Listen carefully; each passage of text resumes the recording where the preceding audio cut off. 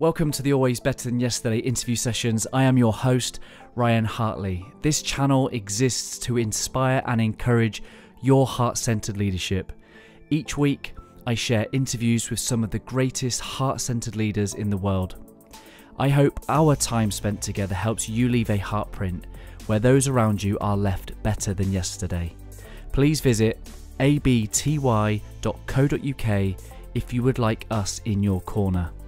These interview sessions are brought to you by Matt Media Online Marketing, an independent agency who specialise in content marketing, helping business owners get their message seen by the right audience. If you want to get your business seen through the power of social media, head to mattmedia.online. On episode 227, I'm joined by Dr. Jonathan Fisher, a Harvard-trained physician, clinical cardiologist, and certified mindfulness meditation teacher. Dr. Jonathan has over 20 years of clinical experience. He spent decades trying to hide his anxiety, depression, and burnout, and began a personal quest to discover the roots of healing, health, and happiness. Along the way, he noticed that his patients, colleagues, and countless others were eager to learn the timeless practices that help Jonathan heal and thrive. Jonathan is the author of a book that is due out early 2024, which you can pre-order by heading to the link in the show notes. It's called Just One Heart. It's a cardiologist's guide to healing, health, and happiness. I hope you enjoy the conversation that I have with Jonathan and some of the insights and takeaways from that book, which will be out next year. Be sure to head to the show notes, check out all the good links, pre-order the book, and here we go. Here's episode 227 with Dr. Jonathan Fisher. Jonathan, welcome to the Always Better Than Yesterday podcast. How are you, brother? Doing great. It's so good to be with you. Yeah, big shout out to our great friend David Bryan for connecting us. I've been looking forward to having this conversation since I became aware of your incredible content. Because I love it. It's just so counter the world, right? You're a cardiologist, but you're one of these guys that isn't just looking at the heart like it's a biological pump. That's right. That's right. It's different than the way I was taught. I've been in medicine for 25 years, and I remember the early days where they would give you a book, this atlas of the heart, and you'd open it up and look at all the pumps and the valves, and I had no idea what was missing from that book at the time. Yeah, and it's funny, isn't it? Because I like the definitions of words, and you search cardiologist, and it's like an expert of the heart, and invariably it comes up with like the ventricles, the vessels, and all the kind of things. It's very kind of like Newtonian type matter, isn't it? And but yeah, I'm really looking forward to diving into this topic around the heart. But yeah, I'd just love to know a little bit about your background. I was doing some research, and I heard that you were one of seven. Come from a family of doctors, and then all seven become doctors. That's incredible. Love to know more about that. It's wild. I can thank my father for that. When someone sets a strong example, there's so many are inclined to follow, and my dad was one of those people, and he's turning 97 this week, so I'm going to go see him in New Jersey. Yeah. And so thanks, Dad. Yeah. Yeah, and he wasn't just a doctor, but he practiced out of our house. So imagine after a supper or lunch, Dad would say, "I'm finished. I'm going to go and see more patients." That's how it was. And there would be people who would walk onto our front lawn. There was a little line, and they would open up the door and enter into our house, but it was in the first level. So there was this sense that healing was happening in our house, and it was a great mystery. We would have fun as kids looking through his medicine cabinets of like ether and rubbing alcohol and penicillin. And I think there are some stories of my middle brother, David, who would flush some of the medicines down the toilet to see what colors they would make. Yeah. Hey, my friends, thank you for listening to the interview so far. We are 6. Yes, Always Better Than Yesterday has been in existence for 6 whole years. And as a thank you for being part of this community, I'm going to give you a special offer. We don't usually do special offers and discounts around here because we offer so much for free. But on this occasion, I want to offer you 6 sessions for the price of 3. I can help you connect with your heart set, I can help you bring more of your heart work to the world, and I can help you leave more of a heartprint on those around you. It's 6 sessions for the price of 3. You have until the 30th of June to claim this offer. And one final thank you for being here. We are 6. Here's to the next 6 years of Always Better Than Yesterday. We hope that you being part of our community leaves you better for those who need you. It's 6 sessions for the price of 3. You can claim this offer by DMing us at Always Better Than Yesterday UK on Instagram. Email us podcast@abty.co.uk. And here we go. Back to the interview. Thank you for being here, friends. Wow. And I guess, it's very much, kids are curious, right? You start to look and, I've got a 10-year-old and an 8-year-old and, they're curious. Sometimes I'm recording podcasts and my son can hear and he's listening through the door. And so he's started to listen and get curious about these concepts. Becoming a doctor the obvious choice? Was it one that you felt compelled to do? Like, how does one go and, follow in the path that you did? Yeah, it was sort of clear that there were messages coming from the home front that this is something worthwhile. It wasn't you have to be a doctor. It was just from my mom and my dad, who were very much embedded in the world of education, of intellect, of science. My mom was a quantum physicist in the 1950s and 60s. Father was a chemical engineer and then the town doctor. And at the same time, when I would go to school, I was interested in poetry and juggling and then magic and all of these things that had nothing to do with science. So I was exploring 2 worlds at the time. And I think there were a lot, Ryan, of pressures, as there are on so many kids. Of course, I'm going to be looking at my next brother older and all 6 above me, and not only seeing what made them happy, but seeing where the parents were approving and where there was celebration of achievement. Yes. And that really, it hit me on an unconscious level at the time and drove me to make some decisions that I can't honestly say I would have made all of the same decisions if I was in a different house. Yeah, I was listening to one of the podcasts that you're on before, and it kind of spoke to me that your family values was, yes, one of study and academia, but one of service. That service at the heart of it was quite important.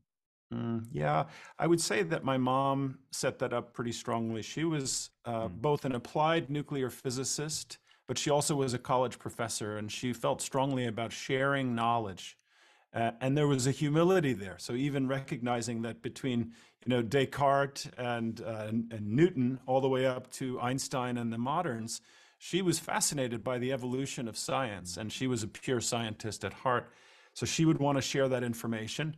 And my father gave in so many ways. And they would always say, we don't care what you do. We want you to have a fulfilling life. Make sure you study hard and you help other people. Yeah, it's powerful. It's really powerful, isn't it? And Mm. at what point then is this? Did you go to college, cardiology? Mm. I must have taken some years of academia, because you've been practicing over 20 years, I understand. Yeah, I graduated medical school 25 years ago. The way that it happened was I explored 2 paths in my education, beginning even in high school, where I was studying science and I was also fascinated by writing, and I was in leadership positions. And I also founded the juggling club, and we performed in the talent show. And so in college, I went on and I pursued art history. So I studied at Williams College in Massachusetts, art history. I studied philosophy. I studied history. And at the same time, of course, I had an eye that I would be a doctor, and I would somehow integrate the humanities back into medicine. I didn't know it at the time, and that's exactly what I'm doing now. So, yes, I had a sense that there were 2 paths in my life, and now they separated for a while. One fell away. The humanities and the heart really fell away, Ryan, partly because that was the track I was on, the external message, the curriculum, and part of it was my own falling apart of the heart, I guess I would call it, where there were too many painful and confusing emotions that I just chose to shove them down and put them aside so I could get through the rigorous training of medicine. I've had a couple of conversations recently, which is looking at the irony of this type of world, the podcasting world, where we come and we share these stories and we say, "Hey, this is the steps I took, and here's the healing I had to go through," as if it's almost like we tell it like it's a linear story. Oh, this happened, and then I did this, and then I think my audience are wise enough to know that things aren't always linear. But I'd just love to dive in with your permission to the heartbreak. You know, what are some of the things that Jonathan and his heart have gone through to get to the point where he's healing people with the power of their heart? Yeah, I think, Ryan, if I'm going back in my mind right now, it's coming to me that when I was very young, 5 or 6 years old, I was playful, I was an explorer. And at the same time, there was a sense of separation. I always felt like I was an observer, like on the side of the room, not necessarily part of the activity, but curious to analyze and interpret other people's behavior. And so there was this sense of separateness that it was a beautiful thing in retrospect. It gave me a sensitivity, which I've carried with me through my life. And I know you have that same sensitivity. And at the same time, it was a bit of a curse because I had this narrative in my mind that I'm different somehow and I don't fit in and I don't belong. So at a very early age, what would serve me later would also keep me in pain, I would say. And so I can remember then in high school, being at the parties with the boys and the girls, and they seemed to be having fun. And I would instead have this voice in the back of my head saying, they're judging me. They think I'm a nerd. I'm a geek. I'm a loser. I don't belong here. What's that guy doing? Even though outwardly you'd say, why would you think that? You were a nice kid. You were friendly. Yeah. And so I had this sense of separateness, which I later began. You asked about the cracks in the heart, and I'm kind of going back and reconstructing it as we speak. I then realized that I was creating some of the cracks myself by the harsh language and the harsh ways that I would communicate in order to motivate myself to do better in class so that I could achieve these externally placed goals. I would say things like, you suck, you're not smart enough, you're not working hard enough. Right. And there was this spillover effect. So as you can imagine, that voice never shut off when I went into the social circle or back, out in the playground. And so the voice was always there. And it would take me about 30 years later to realize that I wasn't a friend to myself. In fact, I was harming myself over and over each and every day with my thoughts, which led to certain behaviors that kept me further separated. And I essentially was proving my own philosophy, which is that I'm different, I don't fit in. So I had created this self-fulfilling cycle, which took decades to, first of all, become aware of. And then with every means of practice I could desperately get my hands on, because I had this other life that I had to keep up. I was seeing 3,000 heart patients a year. And yet on the inside, I had zero emotional vocabulary. I didn't know the difference between resentment, frustration, cynicism, hostility, and anger. I didn't know the difference between affection, intimacy, love, compassion, and empathy. And so I decided that I would become my own expert for my own health and healing in the world of the heart. Hey friends, I just wanted to take a quick moment to introduce the new official sponsor of the Always Better Than Yesterday podcast, Matt Media Online Marketing. Matt Media have been involved in the production of over 100 interview sessions. I highly recommend their services. Matt Media Online Marketing are an independent agency who specialize in content marketing, helping business owners get their message seen by the right audience. If you want your business seen through the power of social media, head to mattmedia.online. You can find the link in the show notes. And here we go. Back to the interview. Yeah, and because we'll touch on some of the traits of the heart shortly, but I think there's a wisdom there that that wisdom that I think people say to me sometimes, "Oh, you're so wise for someone so young," and I've kind of come to think. I take some time. I think, why do people say that to me? and I think it's because I just have the willingness to look at the lessons, like the willingness to just sit with and be with myself, my story, and just try and become a student of I guess, myself, my inner workings. And I guess that's where the wisdom I feel like I have gained is that I've always had a desire to learn and a desire to try and find meaning and make sense of whatever this life is. Mm. And I really resonate with some of the ways with which you speak around that. And for me, like I didn't get such a realization around that kind of feeling of absence of belonging and as if I had someone in my corner until I was like late 20s. I had a career in the police and I was in my leadership development. My mindset was working well. I was very successful. I was on a high achieving path. And then I get completely tripped over by this instance that happens that leaves me completely wounded. Mm. And I have to then take some time and go, what is this about? And it just took me back to younger, some really important people in my life left, and I have this narrative around people don't stick around, people leave, and here it is, almost like playing it out again, late 20s, and I was like, Yeah. wow, like I'm sure I'm not the only one that goes through stuff like this. Yeah. It's so beautiful how you describe that, Ryan. It's almost like there's this operating manual that we're behaving based upon that, but we've never seen the manual, but it's been Right. programmed in a way, and it's like the work that you're describing and that I've had to do is really to find this hidden manual that's driving my behaviors and my thoughts, and then ask the question of who wrote this book anyway, and maybe there would be one that I might write differently based on what lights me up on the inside. I'm going to rewrite the manual. So I like how you kind of put that in context. Yeah, and it comes back to that thing of it not being linear. It's try something. Does it work? Does it reveal something? Do I Mm. gain connection to, it's a series of different thoughts and actions and practices and Mm. spaces and places. I'd love to know some of the things that kind of put your heart back together on the journey. Um, Ryan, you, can I ask you a question? yeah, go ahead, mate. Go ahead.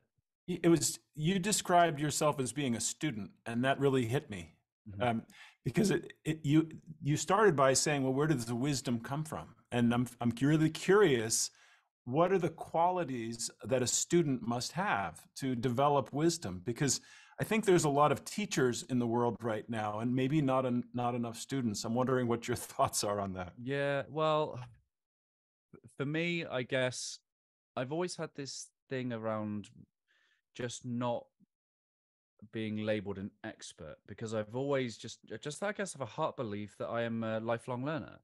And I Mm. guess along that with that comes with suspending the judgment, suspending the need to be right, and I guess Mm. characterized by a curiosity of, oh, let me just maybe I can learn something. I believe that I Mm. can learn something from anyone, any situation. I can Mm. always learn something more about myself, the way the world works, my skill set, and other people. And I Mm. guess I don't know whether that's a mindset, whether that's a heart set, but either way, I think that then if all things flow from the heart, it makes my thoughts and my actions Mm. look like someone who is always willing to learn. Mm. And Beautiful. how great is it that I get to ask questions for a living, right? I'm envious. I'm envious, and I'm going to admit that out front. I think it's fascinating. Yeah, and I, I think anybody that's able to take the concept of the heart beyond its kind of material function Mm. um, is doing incredible things because the heart transcends the mind, in my opinion. Mhm. Sometimes matters of the heart transcend all logic, Mhm. reasoning, understanding. Sometimes, so that some of the greatest thing we'll do is try and put words to it, try and put an understanding to it. Mm. And I guess I recall in some of your work that there's this period in the early, I think about 2010, 12 time when you Mhm. start to think about the heart being more than just this Yeah. biological pump. I come from a background in policing where they weren't quite ready for heart centered leadership, the type of leading with love that I talk about. They You weren't don't quite say. ready, You don't right? say. There's it's a logical, it's a rational, it's a hierarchical structure. I guess not too dissimilar to maybe kind of scientific community. Yeah. and doctors. So, take us back to that point where you're starting to explore the depths of hearts. Hmm. It only happened, that shift only happened because of what I was feeling inside of me at the Right. time. It wasn't because of something that I learned in school. And I could barely localize where it was happening, but it was happening from literally from inside my own heart. So as I was going to work, I was feeling a pain in my chest. Sometimes if I had too many patients to see, or if the decisions that was making felt overwhelming. What if I'm wrong? What if I make a mistake in the middle of the night to this person and to their beautiful family? What happens? And so there was this kind of burden on my shoulders, but I literally felt it squeezing my heart from time to time. And I couldn't tell anyone about it because I was certain it meant that I was overly anxious for a doctor. And what would that look like if I even dared express outwardly how I was feeling on the inside? Because it goes, and I imagine it's not different for police officers. Can you imagine a police officer saying to a colleague, I'm feeling some anxiety today? It's just not okay to say those things. And I think that's why we suffer. And so that's why I suffered around 2008, 9, 10. The same time I alluded to the fact that I already had a sense of separateness from others and from the world, even though I was deeply sensitive to them. It's a paradox. And at the same time, I also had this negative inner experience, which was self-criticism, but really became and was tied up with anxiety. I mean, I was a master at thinking of everything that could go wrong, which in a sense has made me a very good doctor. Very good doctor, because if you come to me with one problem, I've already got 50 possible problems we have to look out for you didn't even think about. But the flip side of that is it just made my anxiety even worse because I had no tools to let go of the wild, racing, worrying mind. And in 2010, at the same time, Ryan, my best friend, who was the person who started me on this journey of looking inward and with compassion, was my sister Andrea. And at the age of 40, she called and said that she was a doctor herself. She was a radiologist of all things, who was expert at seeing inside the body and brain and all this. And she told me that her vision was blurring. And she had been seeing the eye doctor a few times over a few weeks. And then eventually she described that on her own CAT scan machine, she had an image of her brain and saw there was a tumor there. And we found out quickly that there was no cure. So over the next 4 or 5 years, I was trying to be with my sister as much as possible as she was dying from this tumor. And at the same time, she maintained this grace and beauty and childlike curiosity of everything going on, as opposed to a rage and an anger and a bitterness and a hostility, which I see in many people who are diagnosed. So I lost my sister in 2010 on Valentine's Day, of all days.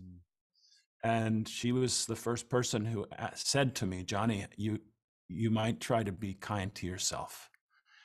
And so her message is living on in me and in the work that I do, whether I'm with my patients or whether I'm with you. She's holding my hand, she's holding my heart, and she's saying, can we just be kind to ourselves?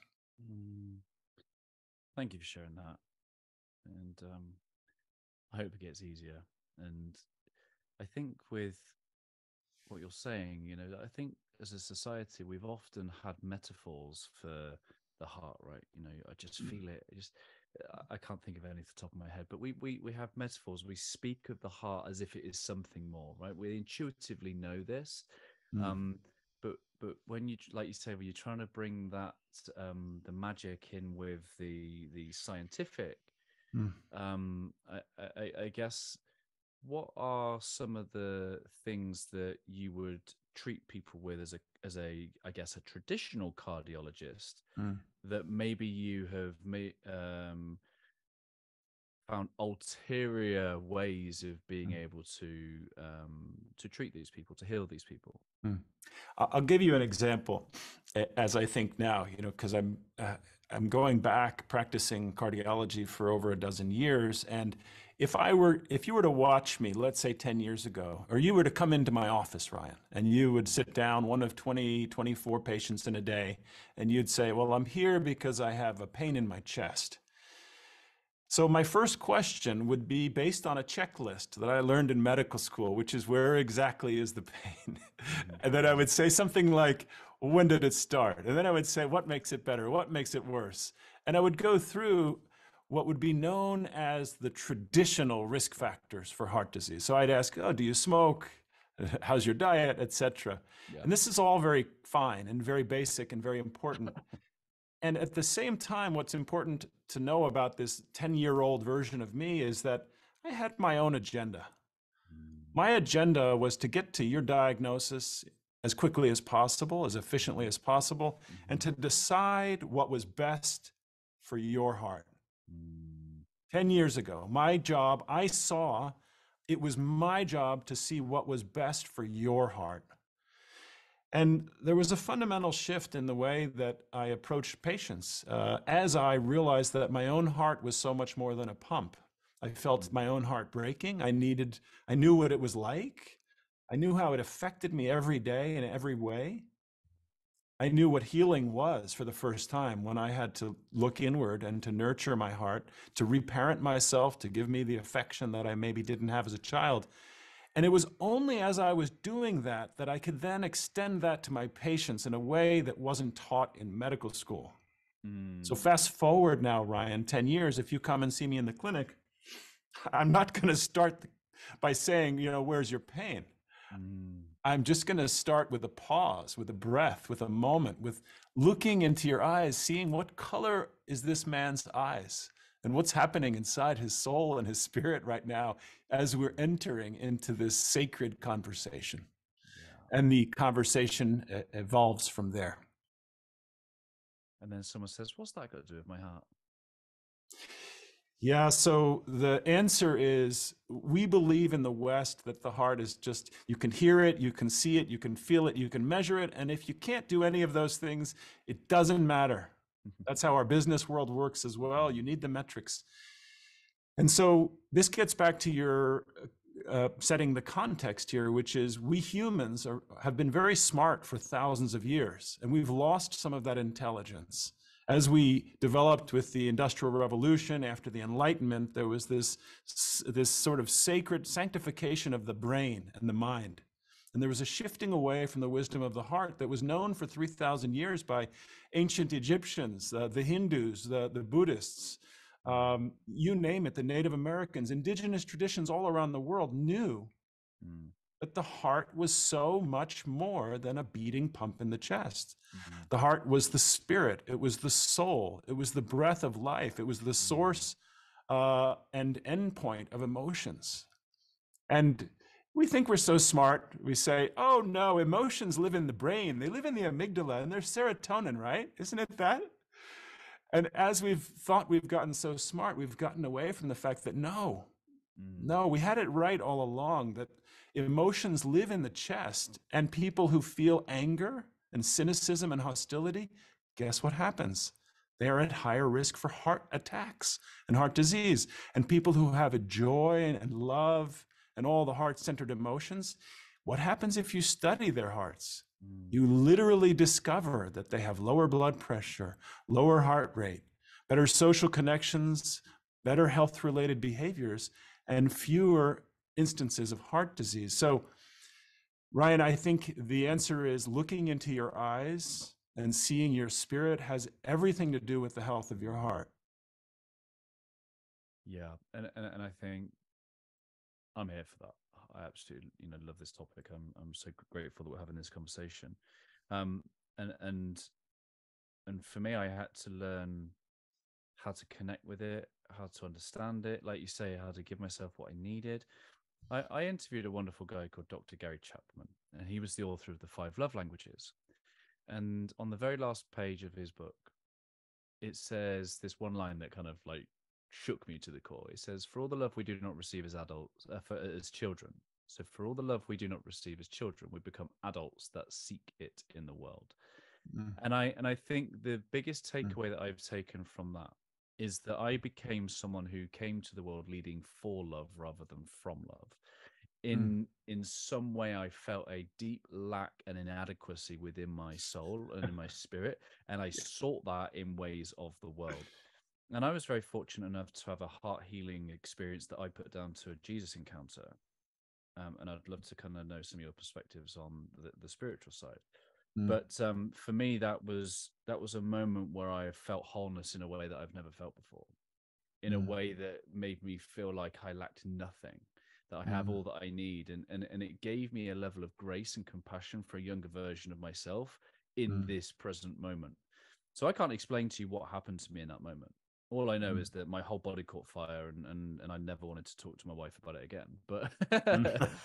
but something happened within me that I couldn't Yeah. intellectually explain, and I just with being someone that is involved in this healing of people, like what sort of experiences do people describe when they encounter this Mm. healing path and journey that you take them on? So what I notice first is there's an ease that sets it over the body when the heart is settled. And part of the healing journey, and you know this, is there has to be a shift from the idea that I am the doctor and you are the patient. I am the knowledgeable one and you are the broken one, here to be fixed. That way of thinking is so dysfunctional, and it's actually very harmful, and it sets up a power dynamic that is the antithesis of a healing context. Hmm. So what I notice happens, Ryan, is instead of taking that egotistical, arrogant approach into the room, I'll enter the room, often gently. I'll try to perceive all of the nonverbal cues from the patient and the family. Notice what's the mood, what's the thinking, what's the fear level, anxiety, and I can read a lot of that, what the state of the heart is before I even check the pulse. And then when I sit down, I don't sit down on a normal level. I sit down lower than the person that I'm in front of, often on the little footstool that comes out of the bench, and I'll look up into the eyes, and there may be a warm touch. And so you asked, well, what do I notice? What shifts do I notice when we set off on a more spiritual heart-to-heart path as opposed to an intellectual journey? The shift is noticeable immediately. People used to be stressed and nervous when they'd be in the room, and now they say, what is this? There's no power dynamic here. This is a person who's trying to be sensitive and look into my spirit right now, not in a religious sense, but in the sense that there's something that matters a heck of a lot more than a transactional experience with a medical industrial complex. And I'm really, really passionate about trying to help us return to that space of healing. I think healthcare has abandoned that. I think we've abandoned that mantle, that responsibility, that opportunity that we could have to lead the way. Instead, people are spend $15 billion a year looking for help in other places. And I don't blame them, because I've done it too. Going on retreats for yoga, meditation, etc., psychotherapy, you name it. And so I'd like us in healthcare to make the experience more about caring and health rather than the transaction of health and care. And when I ask patients about their spiritual life, their eyes light up, and there's a warmth, and there's sort of a sense of wonderment, like, who the heck is this doctor asking me about, do I go to church, and do I believe in a higher power, and do I have a sense of purpose that goes beyond myself, and what lights me up? And it's hard to describe, Ryan. I don't have a great words for it, but if you were to ask my patients, they would say that it just feels different. Yeah. You are in the process of writing a book. Yeah. Just One Heart. Yeah. What's the idea behind the title? The idea is a bit about this conversation we've been having, that a lot of my own suffering that I took with me as I was pretending to care for other people, I didn't know how to care for myself. A lot of that suffering is that I was living with a huge disconnection. There were two of me. There was the head, which I was identified with, and then there was the heart, which I had stuffed away because of painful childhood memories of feeling alone, the lack of nurturing and real intimacy from my parents, the loss of my sister and my best friend. And so I was essentially identifying purely with the head version of me. And just one heart is the idea that our emotional life is intimately connected with our physical life and our cerebral life. And there is just one heart. There isn't an emotional heart and then the physical body. I was training for triathlon. My physical heart was as strong as can be, but my emotional heart was anxious, depressed, and broken. And so just one heart means we have to see them as a holistic totality. So that's the first meaning of just one heart. The second is what happened after I started practicing just one heart for myself. I would bring my whole self into every encounter, like the patients we described. And I realized that my own heart's physiology, as you said, leading from love instead of for love, as I began to lead from love as a doctor, I noticed there was a shift in my patient's pulse, their literal heart, and their emotional and spiritual sense of well-being. And so just one heart means what's happening in my heart is going to be mirrored, echoed in some way with what's happening in your heart. And I mean that on a literal sense. There's a whole field of interpersonal neurobiology, which now, through my research for the book, I understand that it extends to the heart. So it's interpersonal neurocardiology. So my emotions affect your heartbeat. You'd say, that sounds ridiculous. So that's the second meaning of just one heart. And by extension, the ripple effects. If you and I have a meaningful heart-to-heart connection right here, and your audience can feel that, it's going to shift something about their day. And then it's going to change one small behavior towards their child or towards their loved one. And the effects are beyond measure. That's what just one heart means, that as a society, if we can start to see ourselves not as separate based on politics, based on religion, based on skin color, gender, sexual orientation, you name it. There's no such thing as a gay heart or a straight heart or a trans heart or a black heart or a white heart. There's just one heart. And then lastly, Ryan, the third meaning of just one heart comes from the ancient Stoics and the wisdom that they had, which is the greatest mistake many of us make is to think we're going to live until tomorrow. And we have just one heart beating in the chest, and we take it for granted so often. And we take this moment for granted. So if we can keep that preciousness of each moment with us and remember we have just one heart, can we be intentional today about how we care for it? We can experience the fullness and richness of life. Beautiful description. Thank you for that. I look forward to having a physical copy in my hands, and I think that's scheduled for early 2024. Is that correct? That's right. Yeah, man, look, cannot wait for that. And like my cheekbones are hurting. Like for anyone that's watching the YouTube version, they'll see my face. For anyone's listening, they know that what you've just said is so aligned with what we talk about here at Always Better Than Yesterday. There's a word that I'll share with you at the very end of this podcast. It's a word called Heartprint. I think number 3, what you've just shared there, is literally what I envisage when I talk about the word Heartprint. But within the book, you're talking about the state of the heart and then some 7 traits of the heart. I think this is a real gift, being able to put words to something that so often will transcend our understanding. So what are the 7 traits of the heart, and which one would you like to explore with us right now?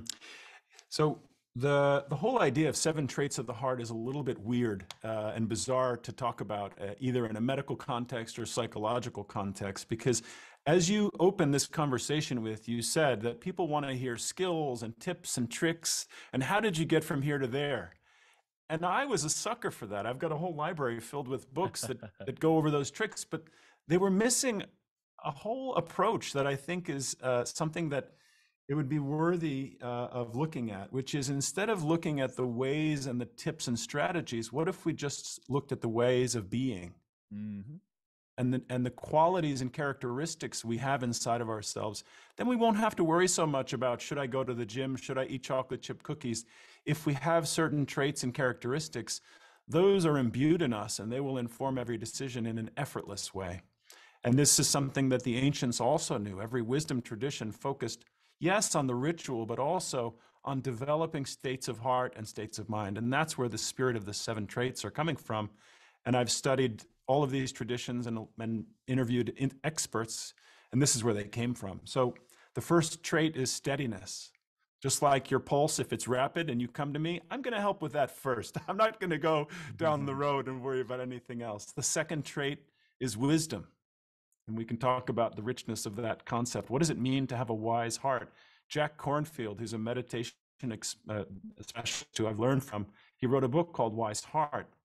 And so what does it even mean to have wisdom in the heart, from the heart? The third one is openness. And you've expressed some of those qualities. We talked about being a student and what does it mean to be open to the feelings and thoughts of others. And then once we've become steady, we have a wisdom, we have an openness, then we start to experience a wholeness of our heart. And we integrate those parts of our childhood, those shadow parts of ourself that Jung would say, into the totality and live and present ourselves with the wholeness of the heart. And then it gets into sort of the final three qualities is we need courage. We need courage. We need self-trust. We need self-support. We need a boldness because life can be terrifying.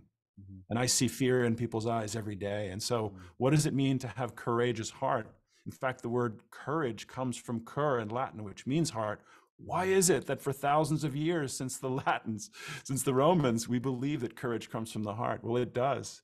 And then the last qualities are, I used to be a very serious person, if you knew me before, and now I try to bring a lightness. And the wisest, kindest, most beautiful souls that I know have a lightness in their heart that's very hard to describe. And so the second to last of the seven is lightness of heart. People who are lighthearted. How can we cultivate that in our lives? Which, in order to do that, how can we let go of some of the burdens that we unnecessarily carry? And then the seventh trait of the heart is the ultimate. For me, it's the one that we're building up to with the other six, which is a warmth of the heart, which is how do we connect with others? How do we share ourselves and to serve others in deep and meaningful ways? I love that. I just want to pick up on the back of the word lightness because you described it almost like a weight and a lightness to it, but also the readings that I've done in the past have revealed that when we're in states of love, we emit biophotons, which is the measurement of light. So it's incredible, isn't it? When we actually fill our spirit with love, we literally emit light, which is incredible. Yeah, I love that connection that you're making, Ryan. You know, in the book, one of the themes that I pick up on is that I was raised as a scientist in the shadow of Albert Einstein, whose picture sat on the wall of our room. And so when you mention photons and you know, you'd be laughed at if you went to medical school and you'd say, did you know that the heart is emitting energy? And at the same time, we're learning that there's an electrocardiogram. You can measure the electricity from the heart. And we didn't learn in medical school, but it's known that the heart emits an energy that can be detectable. There's an electromagnetic force, which shouldn't at all be surprising. That biomechanical objects emit energy. And so this lightness of heart, there's so many qualities of light. There's an emanation. There's sort of an ability to pass through certain obstacles. So I love that. And that's the kind of heart math stuff that I've learned. I had Dr. Deborah Rosman on the podcast a couple of years back from Heart Math, the business side of things, and you know, their research talking about the field, and when you're in higher states of high love, peace, gratitude, then our field gets bigger and can be felt further away. But I think nature kind of lives in that. If we imagine a deer in the forest, a deer senses rather than thinks. It's drawing upon every different vibration from the energy in the environment around us. It's almost if we didn't have the ability to think and rationalize stuff, we would be exactly capable of doing the same thing. And I guess that's what people kind of mean when they say, like, trust your gut, follow your instincts. You're actually reading that energy from the environment somewhere. Yeah, I would call that intuition. And intuition requires that we put aside this Western concept that all information and knowledge comes from the brain. And there's a wisdom that comes from the beautiful sensitivity of the body, sensitivity of the heart. Every beat, you can sometimes feel if something's amiss, if a beat is stronger or weaker. Same thing in the gut. So absolutely, there's a wisdom of the body that's lost.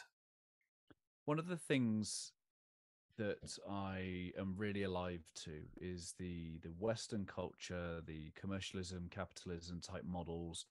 They lead to our lack. You know, you talk about a state of heart that is whole. Well, we live in a society that targets our lack, that targets our inadequacies to make Mm, consumers of us. mm, So it's really interesting, isn't it? Because Bruce Lipton's got a concept that says it's the environment, stupid. It's like literally bold letters in the top of his chapter. And it's a call to action to say, do you know what? Sometimes it's not the problem is not inside our head.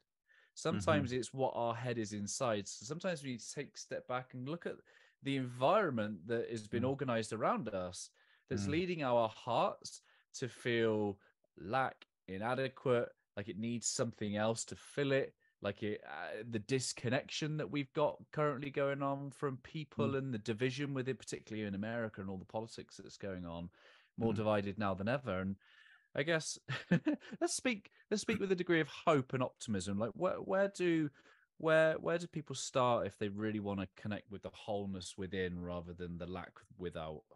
Mm.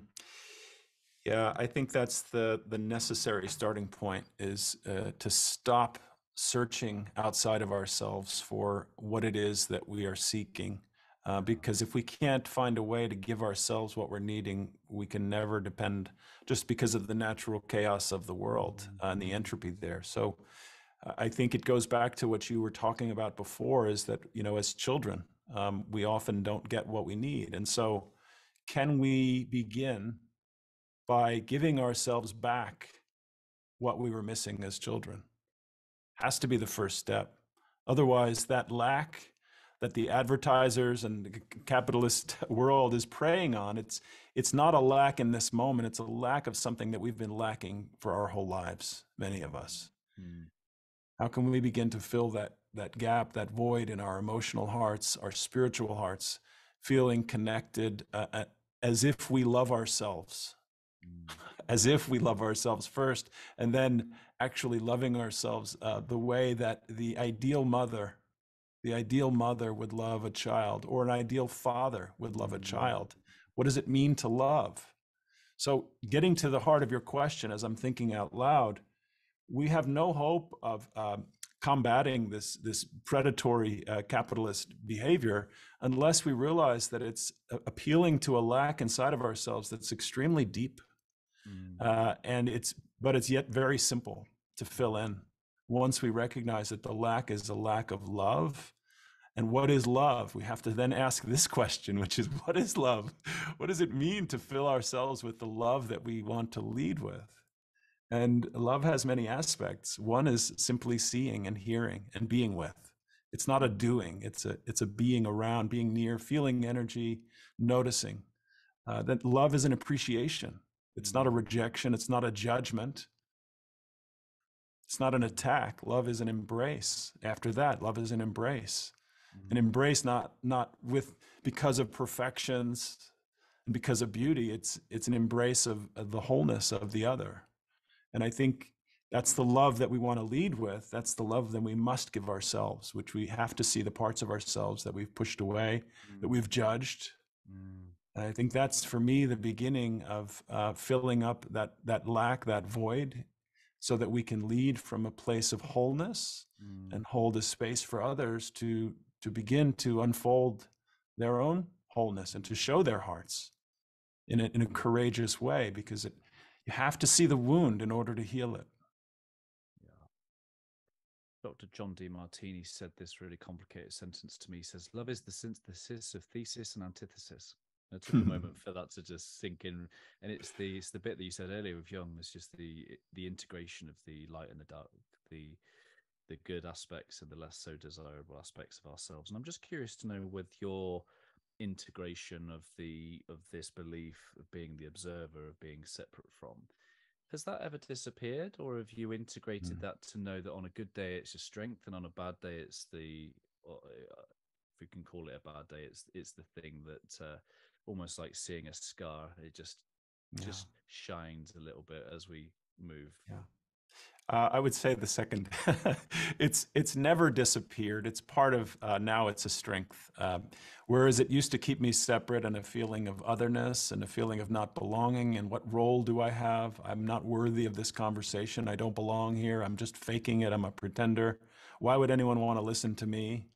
Um, instead, I've got it with me as a natural skill. It goes back to your, being a student, being curious perpetually. And so I have that aspect of it, but the other aspect, the one feeling separate from others, feeling different from others, not belonging from others, that's totally gone. Totally gone. I have a sense of oneness, a sense of unity, a sense of deep, deep love for really every living person. Now that doesn't mean I like how people behave. It doesn't mean I'll let someone come up behind me with a loaded weapon. It doesn't mean I'll let somebody who's unkind and cruel come into my house or even into my Twitter feed. I'm going to protect that. But at the same time, I can still always remember our basic shared humanity, because for me, that's been the secret to feeling a sense of belonging. And not only that, helping others in my community, helping my patients by modeling that it's only when we feel that sense of belonging that that gap, that void, that separation in our heart is filled. And that's when we begin to live with just one heart. Mm. Mm. Yeah, and then we extrapolate that to one heart wherever we go. So, we go to our families, we go to our workplaces, we go to our communities, and what's then the extension of that one heart when Mm. when it unites those around them? The extension is this is like if you were playing cricket or playing violin or something, you wouldn't just go out and play. You would have to practice first, right? And so I'm not inviting people in the audience to suddenly go out and wish wonderful things for everyone in the world. They're going to get punched in the face, and their mother or sister is going to say something that's incredibly harmful, and you're going to end up saying, "But I was just following the instruction, just one heart." So we have to be wise. We have to know it's okay to protect ourselves, to have compassion, but also have a fierceness, a willingness to care for ourselves and protect ourselves at the same time. Um, so what does it look like? It begins with a practice.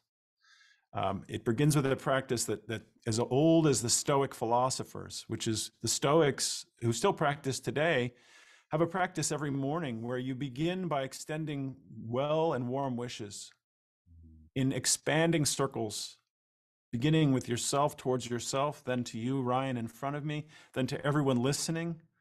And this isn't some magic that I think that I'm going to make everyone heal and feel happy. That's not the purpose. The purpose is, can I simply generate within myself a wish, an aspiration, a hope, a dream that you might feel some ease inside of yourself? Whatever wish you want it, that you would wish for yourself. And then I'll say, well, can I wish it for everybody in the Western Hemisphere? And how about the Eastern Hemisphere?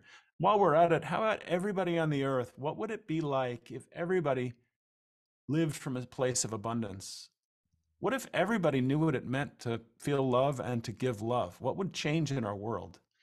And so then, getting back to your question, how does that show up? Well, it shows up at the dinner table in my eyes. Instead of who can I judge right now, it's who can I love and how can I love them right now? Now, I need to be very careful because my children are going to maybe listen to this someday.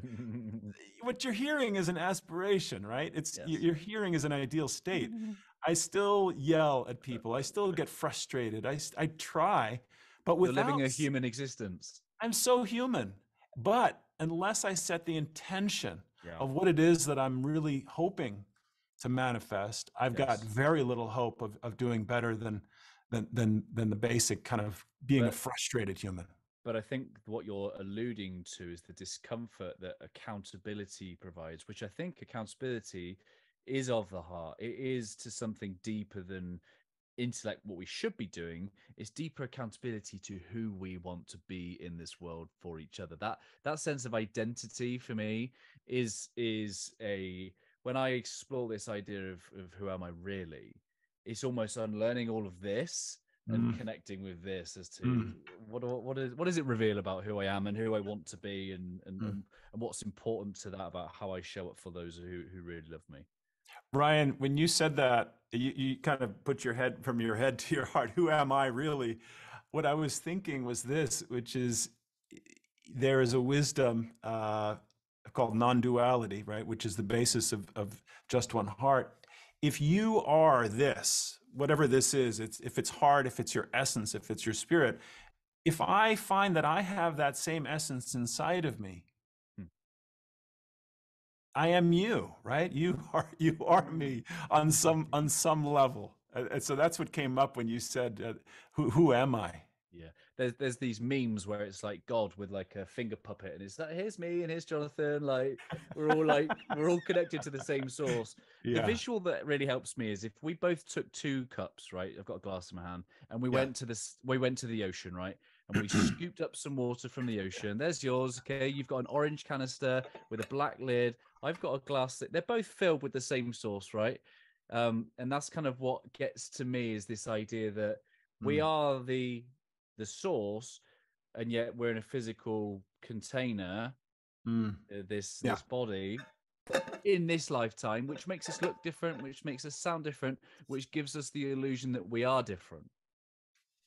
And yes, I think that's where the brain and the intellect and the ego just says, well, I am separate from you. I am not you. Because if I was you and you were me, then I don't exist. And my ego is like, well, where's my room? And the ego just wants to protect itself, from its own death. yeah.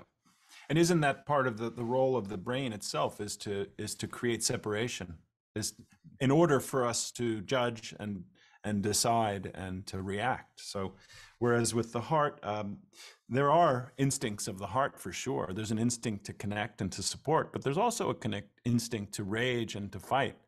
And so, I don't think we're only talking about living from the heart. I think we're talking about living from a specific part of the heart, which is the more generous, generative, connected part, as opposed to the tribal, sort of bare, essential, primal part. I literally saw a video this morning on Instagram. It was a quote from Muhammad Ali that says, a man lives from the qualities of his heart. If a man Mm, is jealousy and rage, and he feels cheated, well, then that's the behaviors he'll show. If he's loved and caring, and so a man would demonstrate the qualities of his heart. And it's this mm, idea that when life squeezes, what comes out? Well, what comes out is what's already within. mm. Um, I love that. I never heard that quote. I love that. Yeah, I'll find it, and I'll share it with you. I'll send it to Mm. you so you can see the actual specific version rather than my butchered version. But I love Viktor Frankl's book, his memoir, Man's Search for Meaning. Yeah. And one of the big takeaways I took from that book was this idea that many of the prisoners, they ended up succumbing to their injuries and dying between Christmas and New Year. And Frankel's observations were that these people had hope that they would be home by Christmas, Mm, and because that wasn't a realization, they gave up hope, and then their bodies succumbed to their actual mm, illnesses. So flippant Western world says, "Oh, it's the hope that kills us." I don't. I think it's the opposite. I think it's the mm. absence of hope that kills Yeah, us. yeah. What's your observation around hope? And I guess for me, my observation in this book is that there's something about this spirit of hope that actually meant that they were still alive despite the physical ailments. Mm, yeah, there's no question about that, and this has now been validated in modern research. So hope falls into a category of human emotions, a certain spectrum of what some people call the positive emotions. I'm a little bit conflicted about that term. It suggests that there's a good and a bad emotion, which is BS.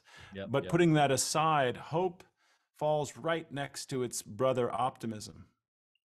And if Yeah. you look at the literature in the last 10 years, Ryan, at people who develop heart disease and heart attack, there is no debate that people who are more filled with hope and optimism, in a sense that there is a future, a brightness in the future, have better outcomes. Now, you might say, how the heck is that possible? A simple belief by someone who's in a concentration camp will make them survive. A simple belief by a heart patient who's had a heart attack that they can get better will make a difference. Well, you understand this is what's the science of manifestation. Mhm. If I have a thought and an idea in my mind and I can actually see myself in the future, in a different state, whether it's a state of feeling or a state of behavior or a state of interaction or belonging, whatever it is, there is no debate that the practice of our mindset and our visualization of the future will impact that. Now, I have to give a caveat. If someone doesn't achieve the dreams and aspirations that they're holding on to, it's not their fault that they didn't create a good enough vision of themselves or they didn't believe strong enough. Because I think that's a pitfall in some sort of new age guru's teachings, which is, well, it must be your responsibility. You didn't pray hard enough. You didn't see it hard enough. And that creates a lot of guilt and shame. So this is to say that when we are hopeful for a better future, we tend to act differently. We tend to see new possibilities and new solutions, and we tend to be more resilient and be able to withstand some more of the struggles that life brings us with strength. Yeah, I love that. I've got a couple of topics I'd love to get onto, but I know that we're short time, so I'm going to go with this one, which is random. It's a child's book that's right in front of me. It's an author called Julia Donaldson. You might know her in America. She was the author of a book called The Gruffalo. And it's called A Squash and a Squeeze. And the idea of this book is that a little old lady, she lives in a small cottage, and she's a bit unhappy that her cottage is small. And she calls on the help of a wise old man and says, "Oh, won't you help me, please? Because my house is a squash and a squeeze." And paradoxically, what the wise man does is he fills her house with farmyard animals. And she's like, "This isn't working." Like, oh my, she's like, "My house is teeny weeny with 5." Yeah. And the wise old man, "This is enough." And then one by one, the wise old man takes away the animals. And she's like, "Wow, my house was teeny for 5, but it's gigantic for 1. And I guess the point of what I'm getting to is one of actually how much gratitude can play a part in our lives, in our spirit, in our circumstances, without having to change anything. This is where the wisdom of that man came in. He didn't change anything about her cottage. He just gave her the experience of perspective. Beautiful. I know gratitude has such a power in the work that you talk about. It does. Gratitude, it's fascinating. Again, if you take a look at the research on heart disease, people who experience and practice more gratitude have lower rates of heart disease for a number of fascinating mechanisms. We can have a whole nother hour simply talking about how do all these things connect with the physical body. But I promise you, there are connections that are being elaborated by modern science now, what we knew for thousands of years. So the practice of gratitude changes everything. It's the parent of all the other virtues, because without gratitude, we don't have a satisfaction. You can't be satisfied, unless you have some basic sense. I'm a little fortunate to be where I am. So gratitude creates a sense of ease, and it's about reframing. It's about looking at our life in a different way. Instead of looking at all the parts that are missing, it goes back to what you said, which is about that basic lack that we've been talking about. Well, I can talk about lack and feel lack and scarcity in my life all day long, every day until I'm dead. And then I lived a life that was lacking. Or in this moment of lack, I can decide to look away from the parts that I thought were lacking and instead decide to see the parts that are abundant, that I'm fortunate for. And for me, that's the beginning of gratitude. Yeah, and in my understanding of that elevated state of gratitude, there's an app called Headspace, right? It's a meditation app, and I think the irony of that app is that it should be called Heart Connection. I think that's what it's really doing, is it's creating a connection in this present moment through the power and the gateway of breath, and it's regulating our nervous system. It's giving us back access to our prefrontal cortex, and then you get this is it homeostasis? You get this bit where everything's just in harmony. Some people call that coherence. Yeah, that may be the word you're thinking of. Yeah, it's interesting, this idea of head space and heart space, and what does it even mean to have space? And I'm going to bring it back to someone that you mentioned, which for me, space is what it's all about. Whether it's space in our head, and you mentioned, increasing returning activity to the prefrontal cortex, or more thoughtful, wise parts of the brain. The amygdala is not so wise. It's that type 1 type of thinking instead of the type 2 in Kahneman's jargon. Whatever you want to call it, in order to bring ourselves to our higher states of consciousness, our higher states of compassion, we have to create a space away from fear. And so Viktor Frankl, coming back again, said that between stimulus, which is what's happening, the fear, the threats, and our response, there is a space. That's the head space. That's the heart space that he was talking about. There is a space, and in that space lies our response, and in our response lies our power and our freedom. So in a sense, it all goes back to, can we create a sense of spaciousness so that we can restore that gratitude, that hope, that optimism for a better day? It's funny. I have these thoughts, right? And I think that quote around Frankl, it really does highlight what it means to be human. You know, when I said about the animal kingdom doesn't operate from that space. It's stimulus response. There is no space. It's just, it reacts, you know, and some might say, Steve Peters might call that the chimp response. But I think in that gap is our ability to lead ourselves. It's our ability to make a conscious choice. And obviously with choice comes responsibility, right? And there are many human beings out there that, you know, there's a reason why they say ignorance is bliss, right? Because once you know better, you have to do better. But I truly believe that there's that gap in the between. And, you know, for any leaders that are really trying to take this concept to heart, it is that space that we're working on. If in that space you can find a more loving, kind, compassionate, serving way of being, well, then you're leaving this 1% ripple effect, this 1 degree of possibility that is going to be greater than what otherwise would have had if you just reacted from some kind of amygdala. Yeah. Ryan, this concept of leading from the heart, from having just one heart, has tremendous applications for the business world and for leaders. And I've spoken to professors at business school and going to be speaking at other business schools for this very reason. This is not fluffy duffy mumbo jumbo woo woo we're talking about. Yeah, if someone wants to be successful in business, if that's their goal, and I'm hoping that the new definition of success is not just the bottom line of the dollar.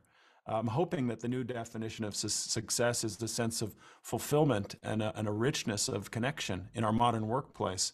At the same time, you know, leaders who lead from a place of chaos, frustration, resentment, pride, they tend not to be as effective over the long term, and they don't stick it around. They create toxic environments. And so I'm hoping that leaders will begin to look at the qualities of heart and lead from them. This steadiness of an even, peaceful heart, this wisdom of the heart, an openness. And when leaders lead with openness, they're curious, they're humble, they ask questions more than they tell people what to do. And there's a sense of a team, and I'm here for you and you're here for me, and there's a humanity. It's no different, that relationship of a leader and the employees, as it is with a doctor and a patient. I think that we should shift the way we do business and make it about healing. There's a lot of wounds that need to be healed before we can have sustainable success, by whatever way we define that. Yeah. I interviewed a wonderful man called Dr. Gordon Neufeld, who in his book, Hold On to Your Kids with Gabor Mate, talked about this idea of attachment being center of parenting. And in that attachment, the child gives the parent the permission to be the parent. It's not this idea that we want to be a good parent, therefore we are. It's actually, if there's an attachment, the child goes, okay, I will submit to your authority. and I think the same's true of the leadership world. Is actually, people will only truly want to follow us if we have a degree of attachment, or shall we say heart-to-heart connection with the people that we lead, that in some way they know that we have their interests at heart, we care, we want to serve, we want to make sure that they've got an environment where they belong and can do their best work. And then they will give us the authority to be their leader, not just because we've got the title or because we want to be the leader, but actually because they feel safe enough or inspired enough to follow us.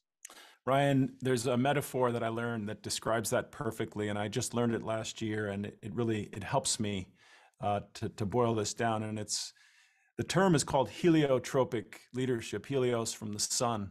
And just as the sun nurtures seeds so that they can grow on their own, and thrive and flourish. If a leader instead realizes that they can generate warmth and light for the people around them and help them grow and become powerful, or they can do the opposite and continue by shedding darkness and coldness and watch people wither around them. So that idea of heliotropic leadership came up when you were just speaking. Yeah, thank you for that. I could ask many, many more questions. I could spend all day with you, but that would not be a good use of your time. I have one final question, and we alluded to it earlier. I have a word here, always better than yesterday. It's called Heartprint. And when I was at the police, we used to teach the Locard's exchange principle, which is this idea that every contact leaves a trace. And we used to teach detectives this concept so that they go to the scene and they try and find something that the offender has left of themselves at the scene. I believe leaders need to be taught this concept because it's this idea that we're always going to leave a trace. And I believe it's our heart-centered interactions that leave people better than we found them, which then creates this one degree of possibility where they might go exactly as you described earlier, go and have a more loving and positive exchange with somebody else throughout the day. Jonathan, I'd love for you in this moment just to reflect on what you think your Heartprint will be. When everything is over, and I've thought about this, my Heartprint will not be something that came naturally for me. I think it's something that I lost and something that's taken many, many years so that I can create that print on others. I'm still working on it. I haven't found the solutions yet, but I'm a student and I'm never going to stop learning. It's about love. It really is as simple as that. The Heartprint is about learning to love when we weren't raised with a certain kind of love. It's about learning to love ourselves when everyone's telling us that we're not good enough. It's about learning to love the world when the world is ugly and messy and scary at times. And I say that simply because once I've decided to generate that love and imprint it on my own heart, I was able to start imprinting it on those very, very dear to me. So my family, my friends, my patients. And then the paradox is that as I was imprinting that onto other people's hearts, I could feel this print of others on my own heart as I feel yours today. Yeah, that's beautiful. Thank you so much, my friend.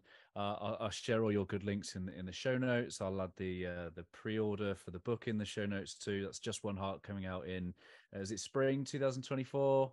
Should be before then. Yeah, and the pre-sale is just this month. Ah, incredible. Jonathan, like I say, I could talk to you all day. Thank you for your hard work, my friend. I'm joyed to be on this journey with you. And I'd just be honored if you'd leave us a final thought from your good self. My final thought is very simple, which is what my sister Andrea told me before she was diagnosed and when she saw that I was deeply suffering. And the final wish is for all of you, can you simply just today be kind to yourself? Can you be kind to yourself today? Gentle, loving, and kind to yourself, and see what happens. Beautiful. Thank you, brother. Thank you so much. Thank you for making it to the end of the interview here on YouTube. I hope that our time spent together has left you a little bit better than before you push play. Before you go anywhere, please leave a comment down below, some of your key reflections, your key takeaways. I love hearing from you and what this conversation has inspired in you. Let me know what you're going to do as a result of this conversation. I will be back next Wednesday where I will share another inspiring guest. To make sure that you don't miss that, please do subscribe, hit the bell, and you will be notified as soon as it goes live. If you're curious to know how I, through Always Better Than Yesterday, can serve you, your team, your organization, please do visit alwaysbetterthanyesterday.com, and it will be my honor and privilege to help you in any way I can. Keep leading, my friends. I've been Ryan Hartley, host of the Always Better Than Yesterday podcast here on YouTube. Always love.